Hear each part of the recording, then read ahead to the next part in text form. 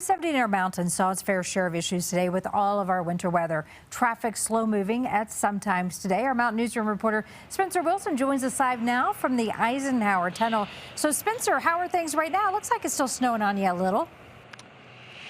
Definitely still snowing, and thankfully we were able to make it up to the Eisenhower Tunnel. As kind of just past Silverthorne, there was a whole bunch of semi-trucks who were chaining up kind of in the middle of the road, which was making it difficult to even get past them and get up here in the first place. Thankfully, we've got plenty of crews trying to keep things safe, but basically all the way from Floyd Hill to where we're standing right here along the I-70 corridor, they're used to having issues.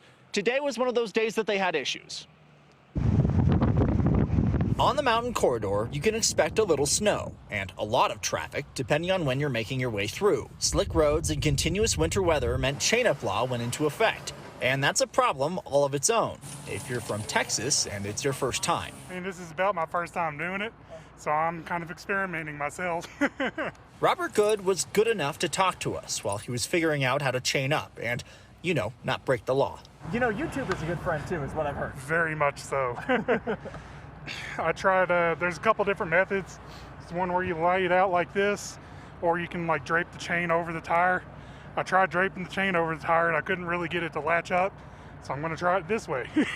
Well, if you dread it, it makes it harder. Sure, chaining up is no fun, but it makes sure our semis don't go sliding in our Colorado cold. Worse back home? Well, yeah, because the weather gets into your bones. Here it's a dry cold. And there's no rush when it comes to chains. I'm not as fast as most people. It's more about making sure you get it done right. I hope I can get it done and keep moving. To jump back on the snowy interstate, making their way across the Centennial State one chain link at a time.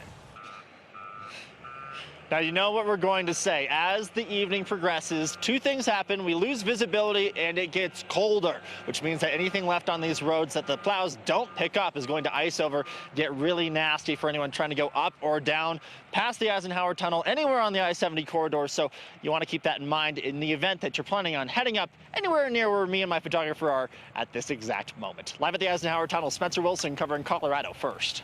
Spencer, thank you. School district